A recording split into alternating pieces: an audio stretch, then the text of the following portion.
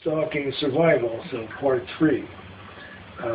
Rick Pinheiro, who usually is with me, had to leave early, unfortunately, and he regrets that, I'm sure. But we want to go ahead and make sure that we have a tape out for you folks so that you know we didn't forget you. By way of information, tonight we did have a meeting, and this is what we usually do every 2 weeks or 4 weeks, depending, is to get a tape out the same night that we have a meeting of the local targeted individuals groups.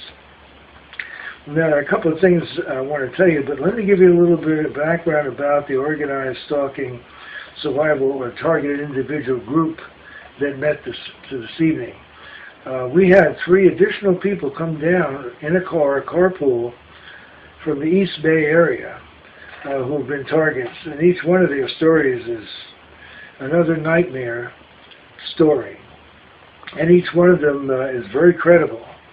Now, my colleague Rick and I are very good at picking up on perps, and these people were not perps. They're the real deal.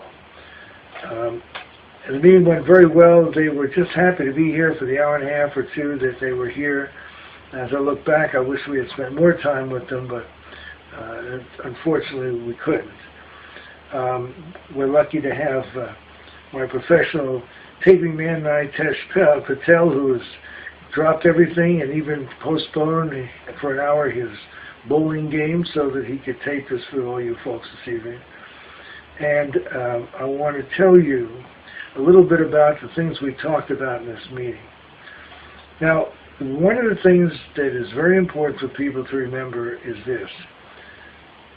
All of you have suffered as a result of this, whether it's psychological, physical, usually both. But what you have to remember is the more pressure that's being put on you, the more people that are telling you, the more aggravation that you're going through, tells you one thing that you need to keep in mind and never forget it. And that is these people are scared to death of you. Otherwise, they wouldn't be spending the time and the money to do all this to you. You're very important to them. I know that doesn't make you feel very flattered, but it's very true. They are spending a lot to keep this thing alive. Now you might say, why are they doing this? They're doing this because of 2 reasons. The major reason is they are practicing finding out the ins and outs of mind control on groups and individuals so that they can keep who's ever left in this country under some sort of control. Now, I probably couldn't find a better audience that would appreciate that statement without thinking I was paranoid or weird than you folks, because you've seen paranoid and weird technology, and this is no surprise. But that's what this is all about. Other cases, there are local police, FBI, and so forth, who have enough clout that they can pull resources to harass an individual that may have crossed them. But they're all part of the same club of misfits. They're all part of the same clown club. So just understand it from that point of view. You have more strength in being alive, in being able to watch this tape, in being able to understand what's being said, and being able to act on it. You have more going for you than these clowns have going for them. Because if they were in a similar position you are now, I'd love to see how long they'd last. I don't think they'd last very long. Think about that for a moment. I saw an interview between a guy who trains the Rangers, Army Rangers. And it was a documentary on TV. And the interview was asking, why do some people endure the survival training and other people drop out? Has it to do with physical endurance or training, intelligence? He said, it doesn't have to do with any of those things. He said, what it has to do with is attitude. If people can convince themselves that they can endure, and they keep talking to themselves, they call it self-talk. Come on, you can do it. Come on, you can do it. It makes all the difference in the world. I could say a lot more about that, and I will in the future. But I just want to give you a little bit of a pep talk here because you deserve it and you need it. We survive. That's what the name of this tape is, Organized Stalking Survival. We survive by the positive attitude. No matter what's happening, you can't make them go away. But if you're going to make them go away or lay off, ironically enough, the only way you're going to do that is not by giving in and saying, okay, I'll be good. That just encourages these clowns even more. You do it by saying, you know what, bring it on. I don't care. I ain't stopping. Because the more that you resist the temptation to give in, the harder it is for them. It's going to make it harder on them and easier on you, believe it or not. Easy for me to say, although I've been involved myself, so I think I'm qualified to comment.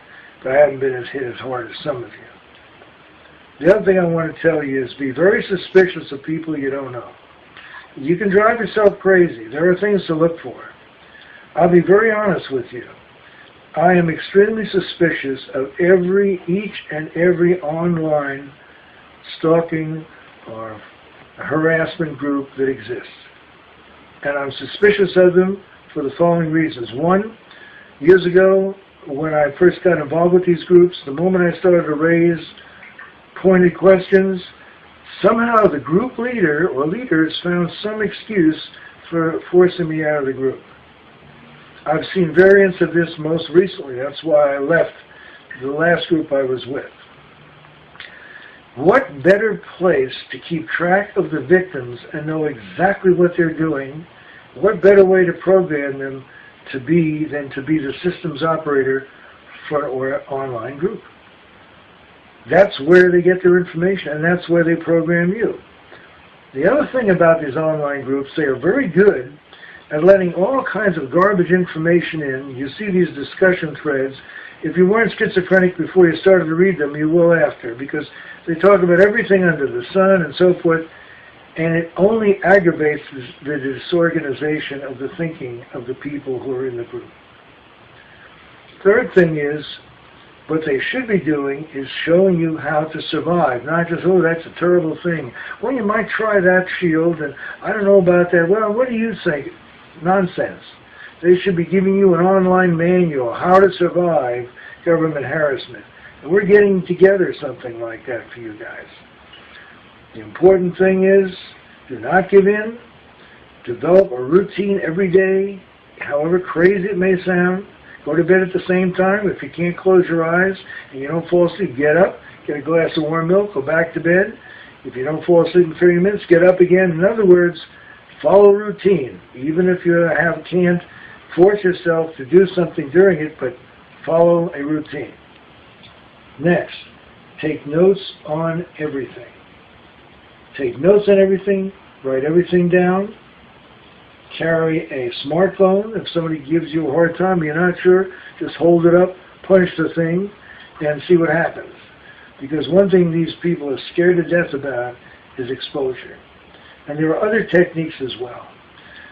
There's just so much that we could go into. We don't have time to do it all. If you have any question, you can write to us. I'm Dr. Moss David Posen. Leave comments here on organized stalking survival.